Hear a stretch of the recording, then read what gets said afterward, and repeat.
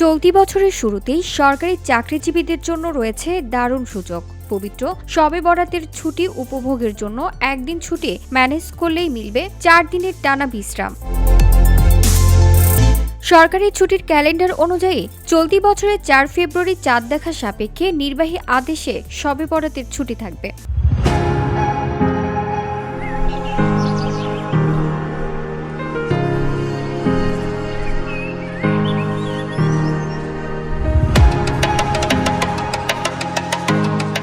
এর আগে 5 ফেব্রুয়ারি ছুটি নিলে শুক্রবার ও 6 ও 7 ফেব্রুয়ারি যুক্ত হয়ে 4 দিনের বিশ্রামের সুযোগ তৈরি হবে।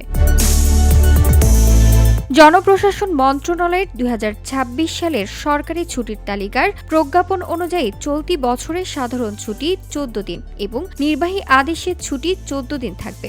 এর মধ্যে 9 দিন শুক্র ও শনিবারে পড়েছে। এছাড়া মুসলিম পর্বে 5 দিন, হিন্দু পর্বে 9 দিন, খ্রিস্টান পর্বে 8 দিন, বৌদ্ধ পর্বে 7 দিন এবং ক্ষুদ্র নৃগোষ্ঠীর কর্মচারীদের জন্য 2 দিন ঐচ্ছিক ছুটি থাকবে। VOD Bangla news desk.